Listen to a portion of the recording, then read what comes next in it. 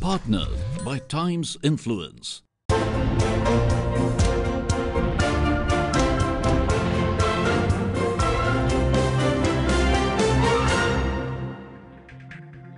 Hello and welcome to the 4-part special series which will propel companies to compete on the basis of value creation, innovation and strategy, and reward the efforts of the most outstanding companies for their distinct strategies which resulted in sustainable profitability and enhanced the competitiveness of India.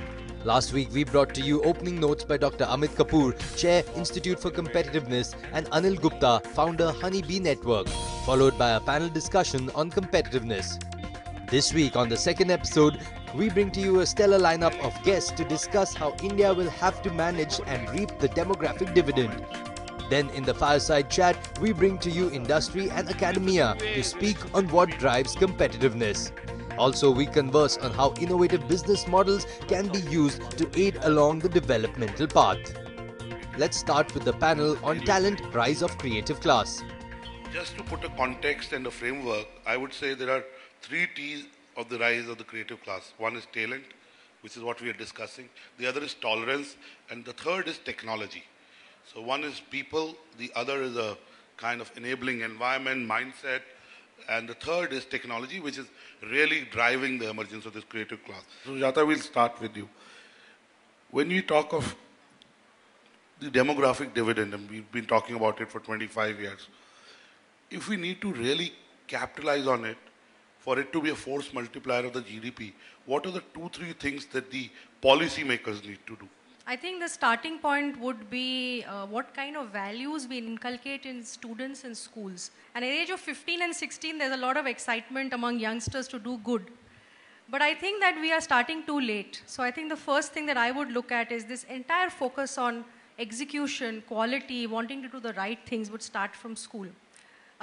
Today's, I have the opportunity of listening to many people talk to me about their stories of lives. And I find that there is a sense of purpose and determination that was there a few years ago. Today, I think people take things very lighthearted. I'll give a small example. I have a maid who cleans the house. She earns 13,000 a month working from morning to evening. So she asked me for money to buy a laptop for her son. Why? Because he wanted to become a DJ.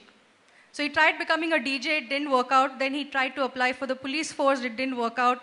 So he keeps moving from job to job, not caring how many loans his parents are taking to get there. So I think the first thing I would do is catch them young. From the age of 5 and 6, when they are most impressionable, look at the values they have in terms of where they are focusing. So you focus on the second T, which is tolerance, mindset. Coming to you, Jaideep, you come from the insurance services business, which is a serious business. And maybe 20 years back, there was this mindset that we don't need insurance. Yes. So we are the most under-penetrated market. Now with the kind of socio-economic changes happening, what happens in your sector that you can relate to the rise of the creative class? Give us some examples that are happening in your domain of work that in some way point to the rise of this creative class and a talent that is kind of ready for it. It's said that this insurance business is not a glamorous business. You don't wake up in the morning and say, I want to get insured today, right? But this is the most difficult business world over. And the reason in India, the level of penetration, why it is so low is because of the awareness levels. Right. And one of the things we do is to first build in that awareness level among people that insurance is a financial tool for your protection. It is not something which you is going to give the money and money is going to go get wasted. And when we were talking about 20 years back, the story was very different because there were no insurance companies from global markets who were present in India. And it's just about last 18 years that they're here. There are graduate programs now available in insurance, which is a very good thing.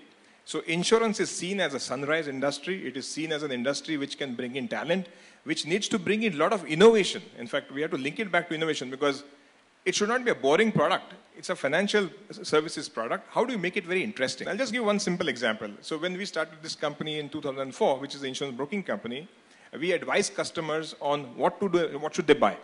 And we service largest client bases in the rural segment. Now imagine we are selling insurance, we are selling into the rural segment, and we are selling for products which are very different for them to understand. And we created this concept of a loan suraksha. People buy money, like if you have a maid or somebody else who's wanting to take a loan for something else, like in rural market, people borrow money to buy tractors. I'm just giving simple examples. We created an innovative solution around it. So talent, if you're saying how the talent gets utilized and how do you find innovation around it, is to create a solution by which if the person dies after borrowing money, the tractor loan is waived off by the insurance company. And the family is able to retain that kind of a product. So that's a very powerful innovation which we could do. And that is purely because we had the talent available along with the constituencies whom we work with to understand create a solution. the social milieu. Yeah. And that kind of a product and an offering, we've been able to reach now almost 1 crore of policies in the rural segment. So we have upward of about 25,000 people working with us in our financial service sector. Most of them are recruited locally. They speak the local language, they understand the local culture, and that's how we have been able to use their talent to build that local economy. So they don't need not migrate anywhere. Right. Sanjeev, you come from the, let's say, healthcare/well-being sector, right? What's happening in your domain that makes you optimistic about the growth of this sector? I think, first of all, healthcare is a sector which will continue to grow all the time because the needs of healthcare always keep going up. There has never been a time when healthcare needs have gone down. So that's probably the biggest driver. But the bigger driver of the story is that are we doing enough for people to live better and live longer? These are the only two things that matter to our industry. And when you try and think about it, you have to start thinking of creative class in different ways. One creative class we think about is that there is enough and more ideation that is happening in our country. How do we support that ideation? For example, we're trying to do now something called quick fire challenges, where we really build challenges and say, look, one is you need investors, but second is you need an ecosystem. So how do we give you an ecosystem? We give a challenge, we get entries, we get people to come up with very, very interesting ideas about healthcare, and then we nurture them. We get them into an ecosystem. We tell them, okay, all the facilities are available, all coaching is available, all mentoring is available, including a psychologist to help them through failures and successes. And then get venture capitalists to work with them. That kind of environment helps this creative talent to deliver something extraordinary. And I can tell you things change. The other creative class that we work with is patients. What we underestimate sometimes how much patients can be part of a creative class. The third class that we see of creativity that we are seeing is our own people around in our companies. Our own companies. Our people come with ideas which are fantastic. So these are creativities that we need to harness continuously. And our sector is exploding because of that. Understood. Going to Srinivas. Srinivas, you meet students, you consult with companies. What is that one mindset change that has happened that can make the creative economy the mainstream economy? So I think it's the increasing levels of confidence because if I compare my generation with the students' generation, possibly the basic needs are taken care of. They believe that they can possibly take a couple of years off. They can explore something. So interestingly, in my generation, the top of the class, their aim was to become a CEO. Today, if I ask the top of the class, what's your aim? They want to retire at the age of 40. Right? So that's a huge shift. So I would like to work hard, I would like to create value, then I want to do something on my own, I want to give it back to the society, or I want to have a gala time. Let me ask you, isn't this confidence a little bit overconfidence? Yeah, so because the basic support is already there from the family, I can afford to be overconfident. Now the interesting part is, I think people also now have a lot more integrative skills that we did not have earlier. So that also seems to make a difference in terms of confidence. I like the word, integrative skills. Right. Ashok, what are the culture issues that we have? We are a country that only celebrates success. We do not celebrate failure. What do you have to say about that in India? Is that changing? Have we started to accept people when they fail, especially in ideas and enterprises? So I think clearly a lot of the youth are moving towards entrepreneurship. And there's never a guarantee of success in entrepreneurship. And I think that the learning that happens when somebody goes on their own, taking from my own personal example, post my education, was working in the investment banking world. After 3 years, decided to take the plunge into entrepreneurship when I was 25 years old. And my call was, what's the downside? You know, at worst, I'll fail. in the business. But the kind of learning that you get in those 2, 3, 4, 5 years could possibly be way more than you would ever learn being in a job. So I think that element of independence and ability to take decisions, to try something new, is clearly there in the youth today. And I think that's something that should be promoted. And I think it is something that people are now starting to value, because even now when we look at hiring people at senior levels and stuff, sometimes we look at people who have had an entrepreneurial stint but failed in their venture. Because the learnings that you get from failure are a lot more, than probably you get from success. Fantastic. On this note, please give our panelists a big round of applause.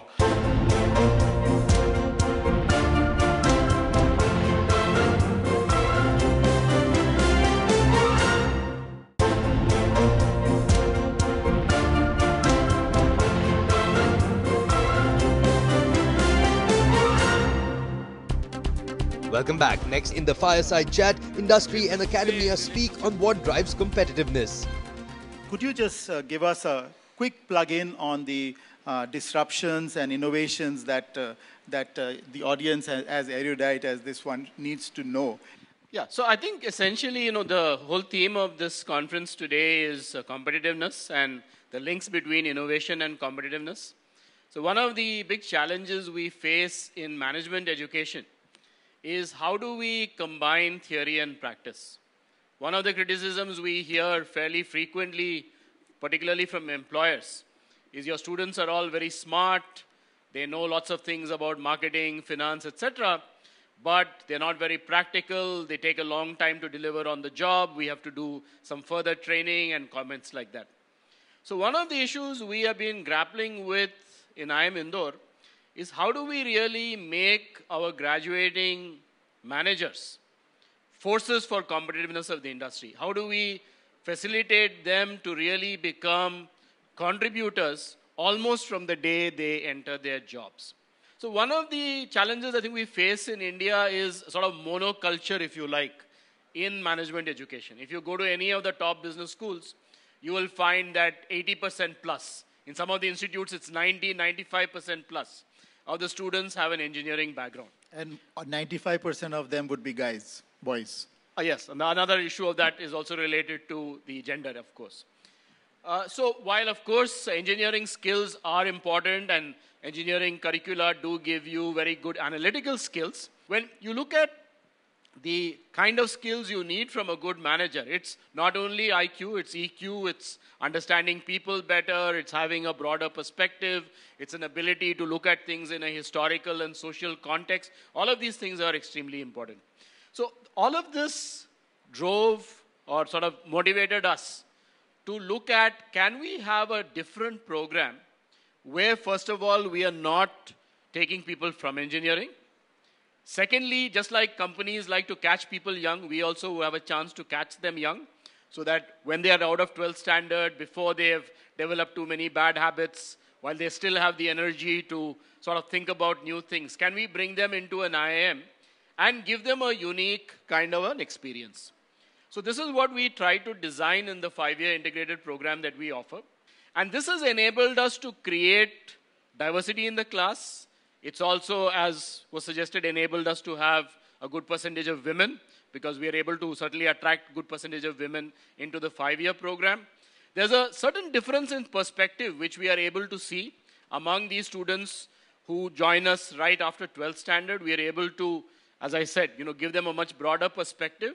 And that finally does demonstrate itself at the time they are ready to go into jobs when they go for placement. The other part of what we have been doing is focusing on how do we make the 2-year MBA program much more practice-oriented without giving up on the rigor which a typical MBA program has. So here we've done a few things which we consider are interesting. One is we have a strong industry interface component in the first year of our MBA program. What this means is the students, in parallel with their first-year compulsory courses, also undertake an industry project. So in the second term of the first year, they start working on the project, they visit the company a few times, they understand what the company's problems are, and then by the third term, they actually start trying to solve a particular problem which the company has assigned to them. Okay, good. So we'll leave it here. Thank you very much for your comments on how you are making IIM Indore more competitive, and the larger thing about IIMs themselves being part of the strategic acumen and the disruptive acumen of Indian management. Yeah. Thank you.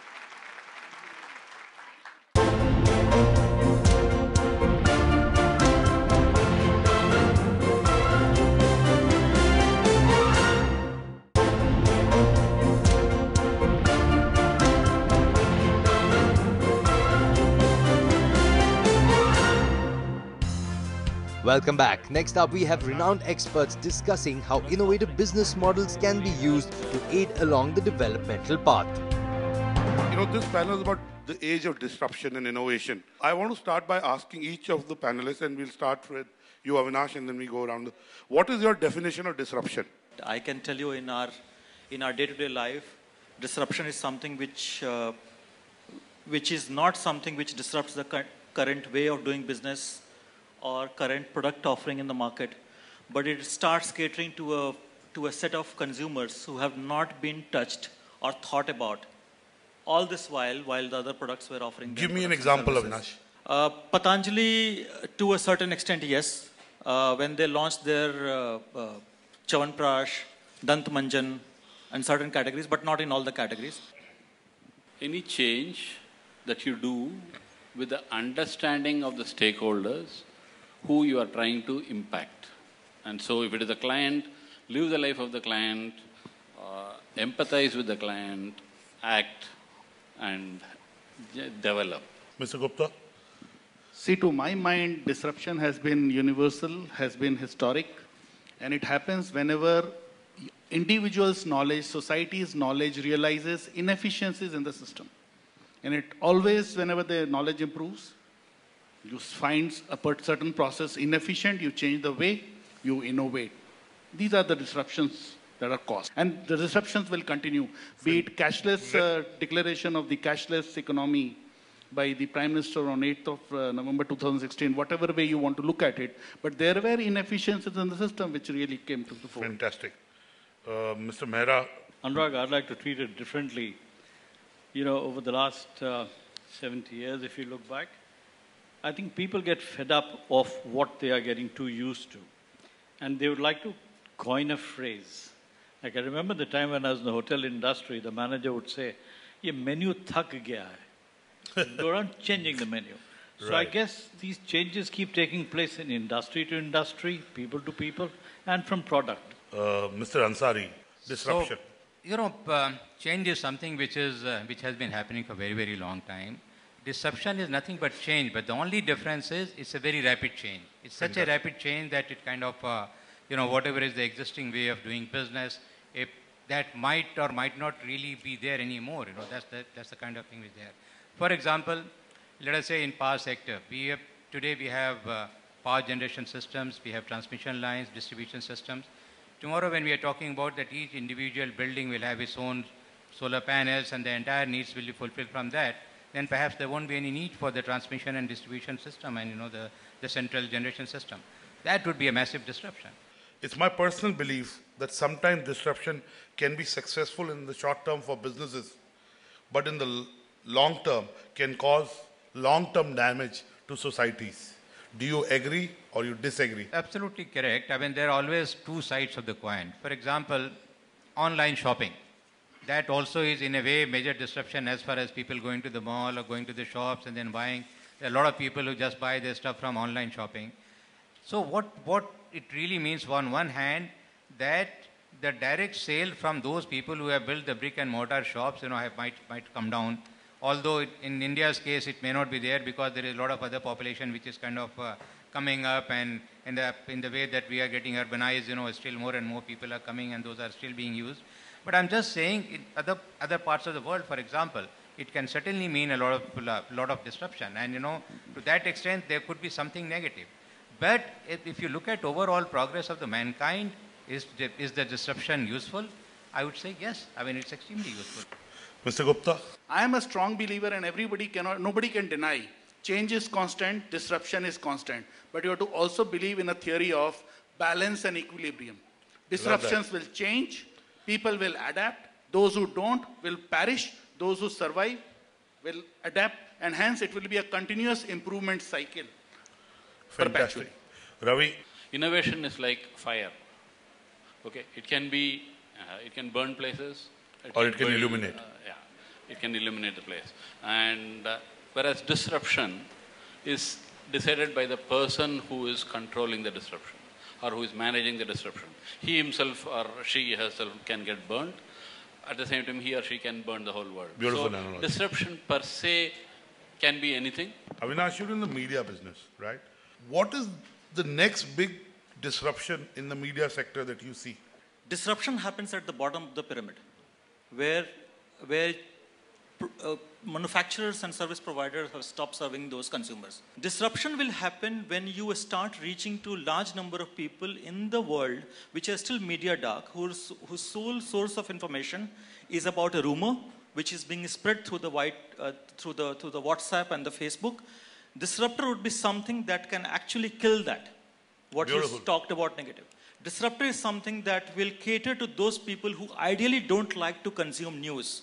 Their access to the news till social media and Google searches and Facebook, which is, I think, is a very dangerous trend. Let me ask you, if you had to predict one disruption that you see coming next 12 to 18 months, one disruption that you would like to share with the audience so that they can prepare themselves and take advantage of that. So I do see that there is a lot of work which is happening in power sector, and that's something which is certainly, I think that's one substantial input which will be there. Power sector certainly is going to be impacted by that. Mr. Mehra? Anurag, I would bank on the people sitting anywhere in the world who develop applications. iPhone came in as a new product, but its success was based on the people who they allowed to develop apps for them. The app economy really made the They will Apple cross all the iPhone. disruption. So you're saying more apps. Okay. Pankaj? See, to my mind, the technologies that imitate cloning of SIM cards, cloning of identities, cloning of human parts, cloning of human bodies. Technology, unfortunately, is moving at neck for speed, and this is going to change the entire complexity. I think AI is going to penetrate into our ITES industry, and it is going to really shake. I mean, it's not even a prediction, it's the adoption will be rapid, real. you're saying. Avinash? See, I think in media space, augmented reality would be the biggest disruptor that can happen, because the cost of covering the news can dramatically change if you use that technology. Thank you. Please give our panelists a big round of applause. Competition or competitiveness or its lack in India is still largely defined and shaped by the behavior of government policies. Augmented reality is an interface. It's a human-machine data interface. And it is the really the next big transformation.